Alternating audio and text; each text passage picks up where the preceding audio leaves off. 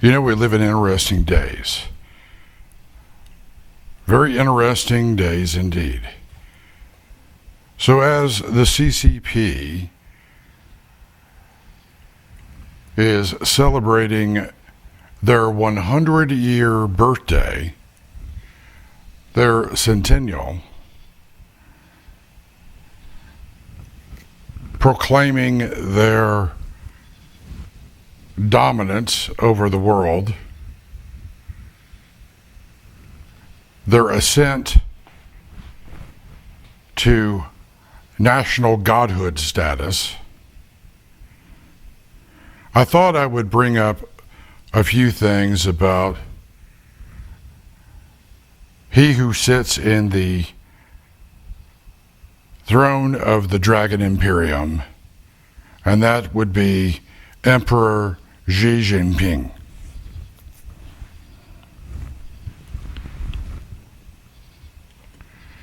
You know, it's sad to me. I actually feel pity for the man in some way, because he's so pathetically enslaved to his past. Now, what do I mean by that? And how could I say such a thing? Well, the good emperor, when he was a young man, I believe he was a teenager at the time,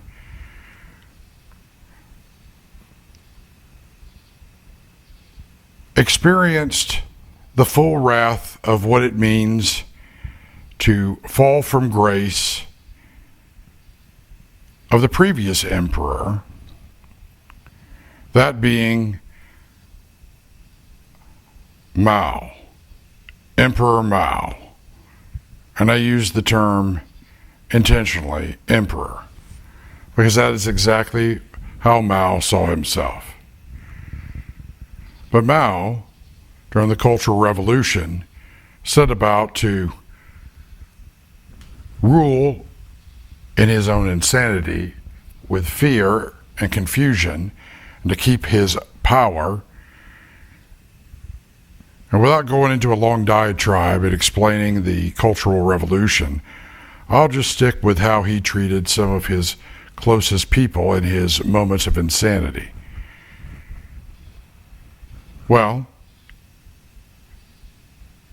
they were falsely accused and removed from their positions of power and essentially abused, arrested, beaten, sent to work detail camps, you name it. They were treated like dogs. And Mao experienced this in his own family, with his own parents, and personally. And those scars never healed. To this day, though he would never admit it, though everything he does reveals it, shows a man who has lived with trauma, unresolved trauma, unresolved hatred, bitterness, resentment, fear, and terror,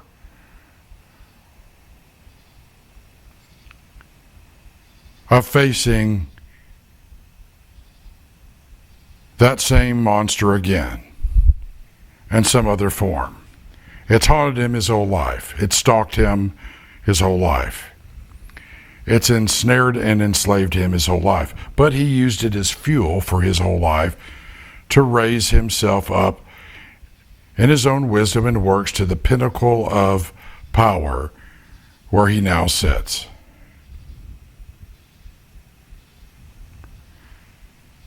Now, you could say that's admirable, and in some ways, maybe it is.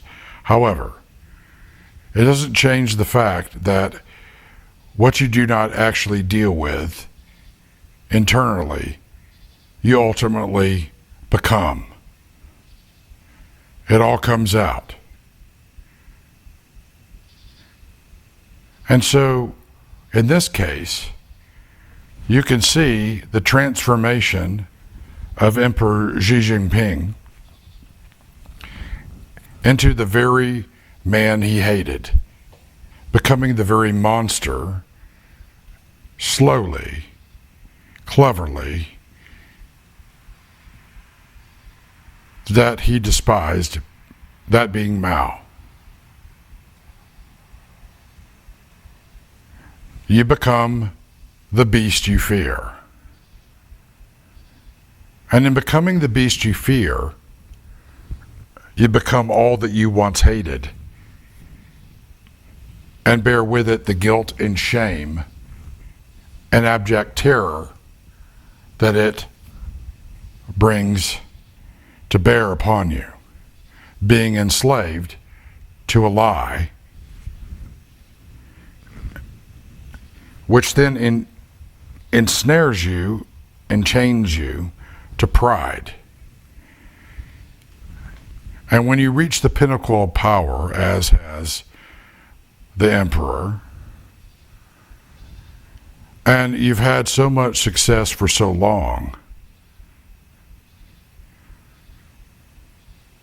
eventually all that you thought you had hidden, thought that you had buried, and convinced yourself that you overcame, comes out.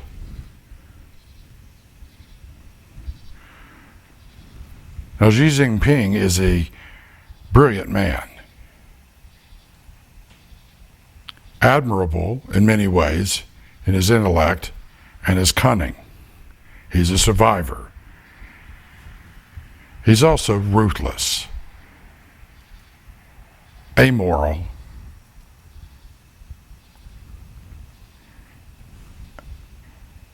and matches the same profile for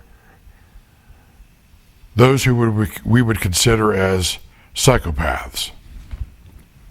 Now, most people, when they think of a psychopath, they have these images in their minds of some crazed mind with crazy eyes and incredible, beastly, obvious external ID points. But it's actually, true psychopathy is the opposite. It appears very restrained, calm, collective, under control, very together, while creating the conditions for chaos, confusion, destruction, and deception in all those around him. And in this case, beyond, with all the peoples, tribes, tongues, and nations. One could say that the CCP itself is, by its very nature, psychopathic. All tyrannical, authoritarian dictatorships are psychopathic. They rule with fear, confusion, creating chaos and confusion in the people, fear in the people. They rule by domination on one hand, and false humility and generosity in the other. But at any moment, they may turn around and crush you, or beat you, or destroy you, or devour you, or accuse you, or slander you. Such is the way of Mao. Duplicity, lawlessness, wrapped up in incredible brilliance and charisma.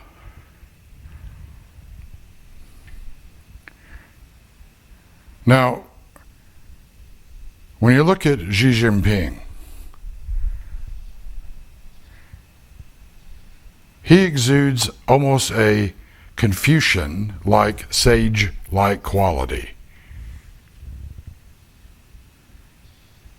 almost Buddha-like, right? He's very personable, very controlled, restrained, seemingly very personable, and very cogent and rational. But he is cunning, he is crafty, he is clever, and he's dangerous. And he is about himself, because he has become and is becoming what he feared most, the monster named Mao.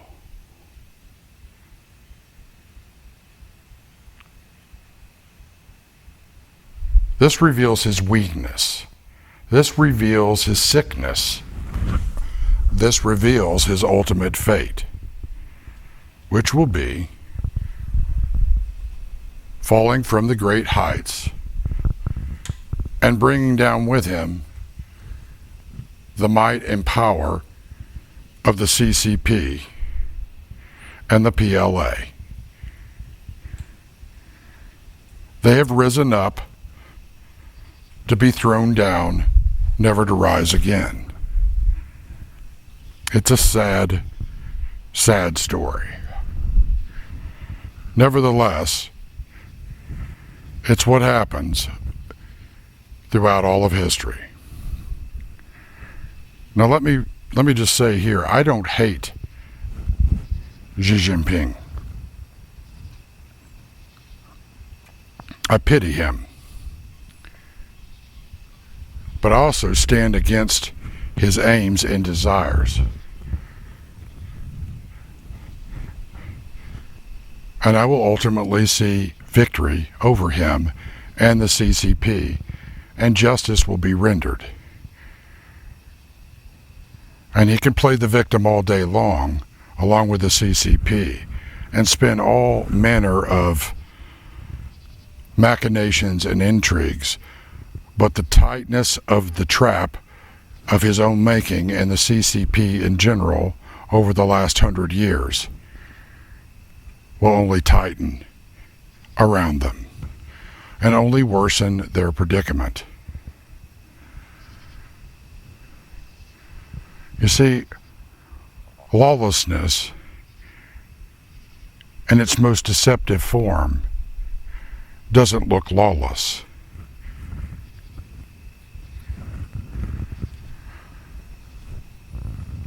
Or else it would not be deceptive.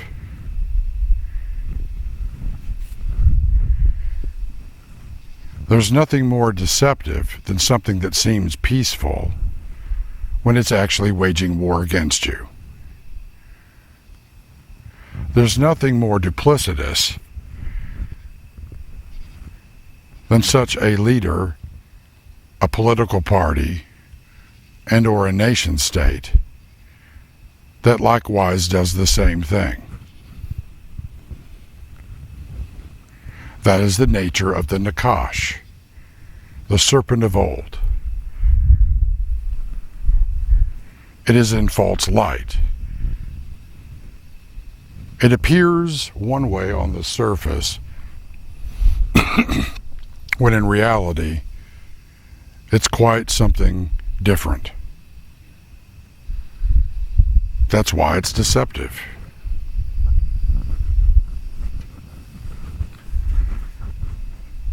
So, it should not be any wonder to anyone that Xi Jinping has adopted the mantle of Mao. One, not because he really admires Mao,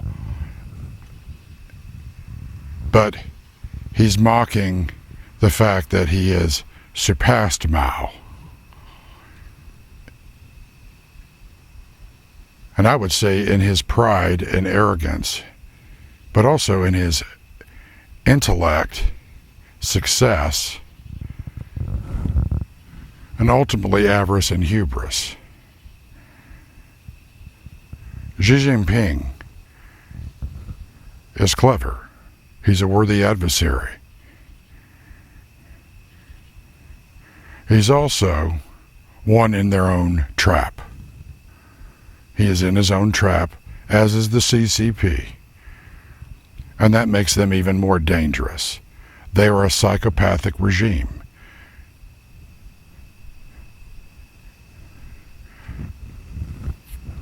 If you do not understand that after the last year and a half or 2 years, then you probably should turn this off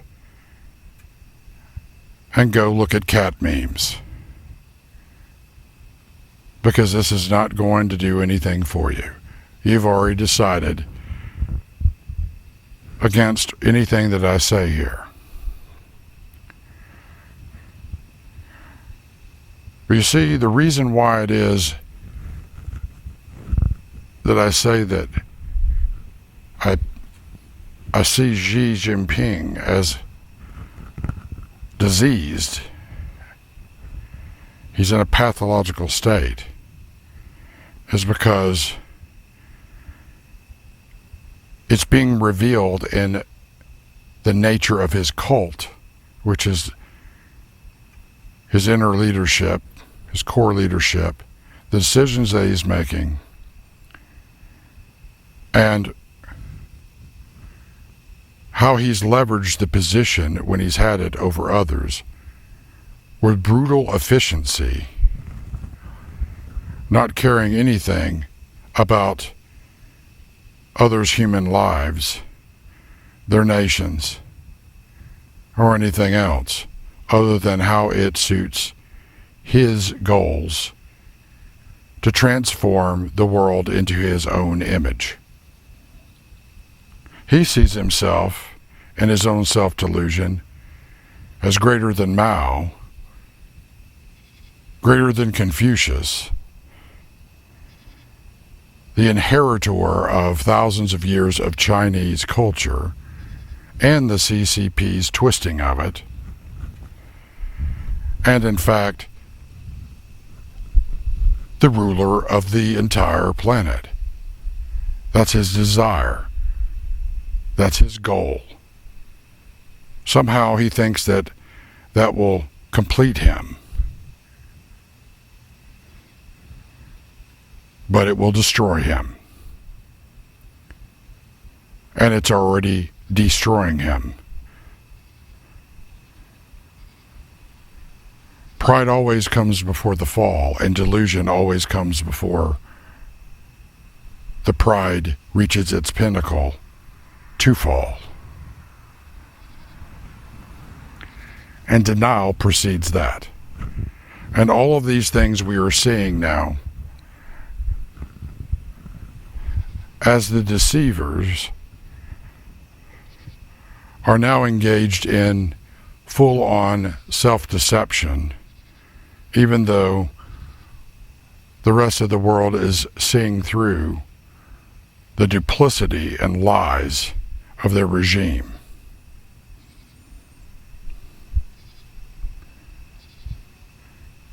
So, consider what I'm telling you.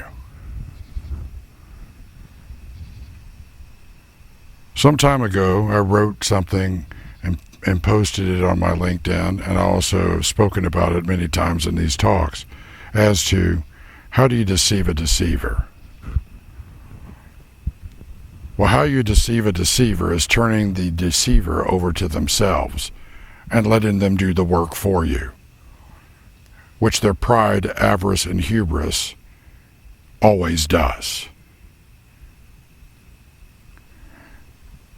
And to prove to you just how true that is, I present to you 100 years of the Chinese Communist Party and their centennial celebration today, and the rhetoric, the noise, the propaganda that they spew out to keep their people under control and to keep their elitist Han dynasty wrapped up in the CCP language going. while they continue to try to deceive, cajole, threaten, and force the rest of the world to bend a knee to become tribute states to their debauched, godless, lawless regime, which has never ever once taken responsibility for any of the things it has done, both to the Chinese people and everyone else. Yet they play the victim and bring up history all the time to self-justify their existence and their right to rule. But they have no mandate from heaven. That is a self-delusion. They have no title deed to the earth. That has been removed. What they have is their coming destruction for what they've done. What they've done to the Chinese people and to the other peoples, tribes, tongues, and nations of this world. And they're not alone. All those who have adopted their nature, their ways, will be joining them when they become no longer the devourers, but the devoured in their end. You see, they have sowed the wind and will reap the whirlwind. It will cost them everything, not just their mortal lives, but their souls.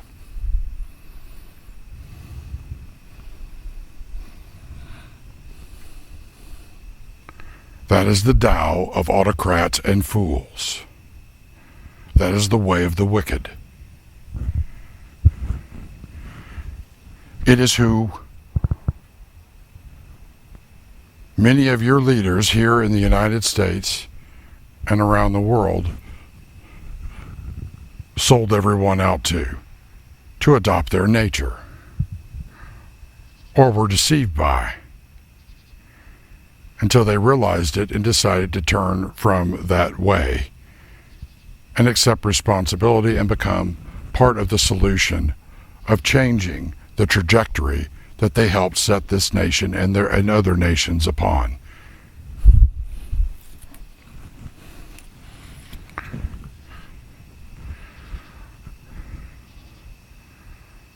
Now you may think that this is completely off base, but I assure you, I do my due diligence.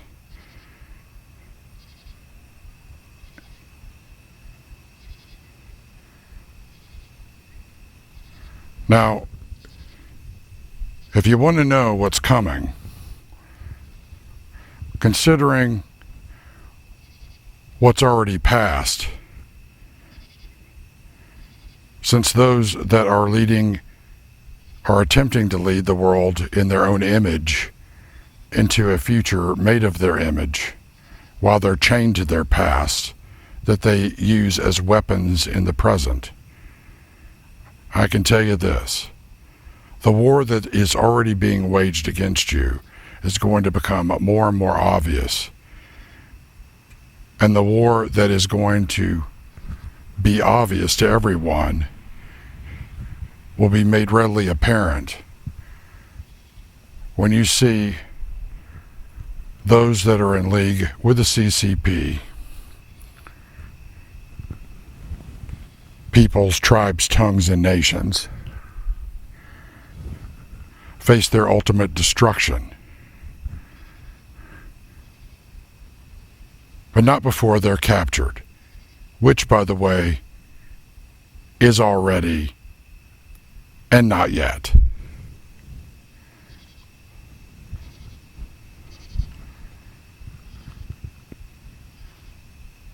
You can run, but you cannot hide. And you can run on for a long time. Run on for a long time. Run on for a long time. But sooner or later, God's going to cut you down. That's what he does to those that make a mockery out of truth, make a mockery out of love, make a mockery out of justice and mercy, and pretend to be humble when they're filled with the rot of pride and arrogance.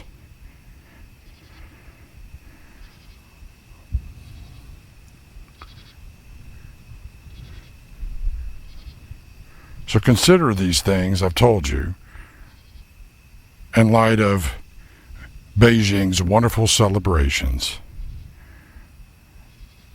Because now that they've reached their 100-year pinnacle, and they've achieved so much of what their self-delusional plans